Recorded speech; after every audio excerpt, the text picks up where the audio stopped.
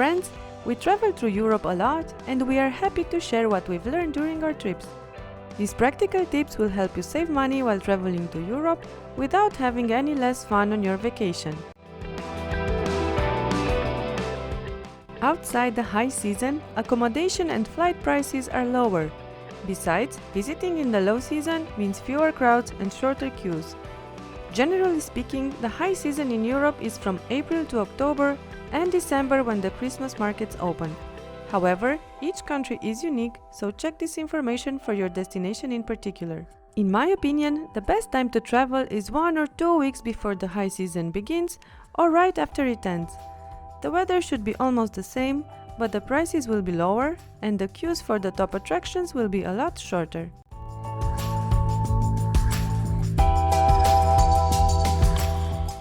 Don't choose a hotel in the city center or near the main attractions, because you'll end up paying a lot just for the location. You'll find great and very affordable hotels with better conditions outside the city center. And in Europe, that's not an inconvenience due to public transportation. As long as you are close to a metro station, it will take you 15 minutes to get downtown.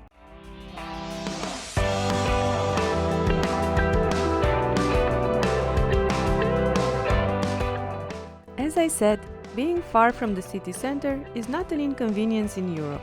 You're not that far because most big European cities have a metro which travels very fast from one place to another. Everyone uses it, it's efficient, fast and cheap. On our channel you'll find a few videos on how to use public transportation in Europe. Check them out and hit subscribe for more practical tips for your trip. Every big city has tourist traps. Everywhere in the world, near popular attractions, you'll find expensive restaurants serving so-called traditional local food. Locals never eat there because they are aware of how overpriced these places are. Also, the food is not always traditional. So if you want to pay a fair price for food that is in fact local, go where the residents eat. You can find this information online, or you can ask your host, a hotel employee, or a cab driver. They'll know and they have no reason at all to hide it from you. All the big European cities have some kind of city pass or city card that includes museum tickets, discounts and even metro tickets. If you're planning to see a few attractions during your trip, see if they have a city pass or card that might help you save some money on admission tickets. In Paris, for example, the museum pass is a fantastic deal as it includes all the main attractions for a great price.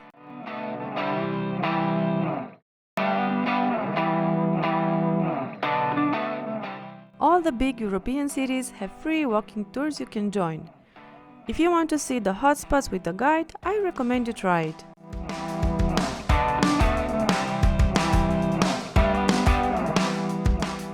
If you're traveling between several European cities, know that there are 3 cheap options to get from one place to another, and any of this is great.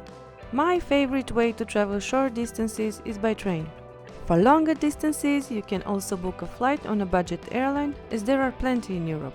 However, to get the best fares, you'll have to get your tickets in advance. The third option is Flixbus, which is a bus line that connects a lot of European cities. We chose them to get from Algarve to Lisbon, and it was a smooth, comfortable ride.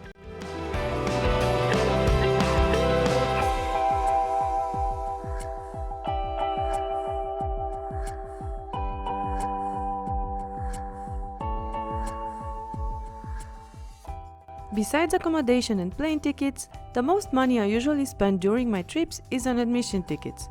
They can be expensive. In some European cities, including Paris, Barcelona or Rome, many museums open their gates for free on the first Sunday of the month. Have that in mind when you plan your trip.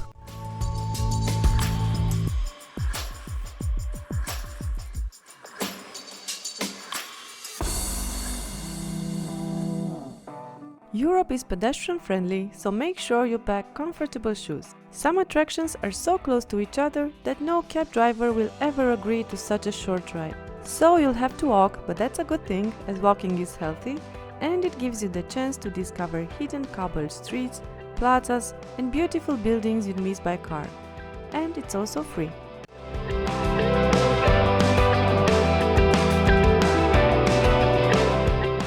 For most attractions in Europe, you can buy admission tickets online, and in some cases they are even cheaper. When you go on the website, see if there are any discounts that apply to you. They usually offer special fares for students, seniors, groups, kids, or people with disabilities, so check if any of them apply to you. In the United States, tips are a lot higher than in Europe. In most European countries, they are between 5 and 10%, but in some places, tipping is not even customary at all.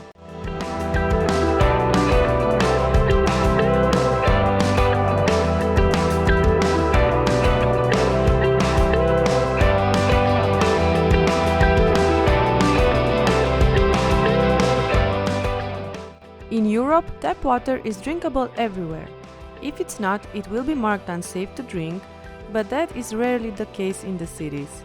If you're not sure, ask your host or the staff at the hotel, because you could save a lot of money by refilling your bottle for free at the tap. In many European cities, restaurants serve set menus for lunch at certain hours, the so-called menu of the day. They are fixed menus that include a super starter, a main course, a dessert and a drink, and you can usually pick one of two options. The prices are lower than if ordering from an a la carte menu, and the food is certainly fresh. So look out for restaurants serving menu of the day and save some money at lunch. There are many hotels offering rooms or apartments with tiny kitchens. I don't cook on my vacations, but I do prefer to have breakfast in my room if I can. It's a lot cheaper than breakfast at the restaurant because I buy my supplies at the supermarket. I also prefer to have my coffee at the hotel, as finding a place could take a while and I'm not 100% human until I've had my coffee. Before you go inside the restaurant, look it up online. You can find the menu, reviews and prices. A place might look very nice and have bad food, or on the contrary, it could look simple and have amazing food. This way you can also see the prices beforehand and you won't have a surprise when the check comes. If you enjoyed this video, subscribe to our channel for more recommendations and practical tips for your trip to Europe.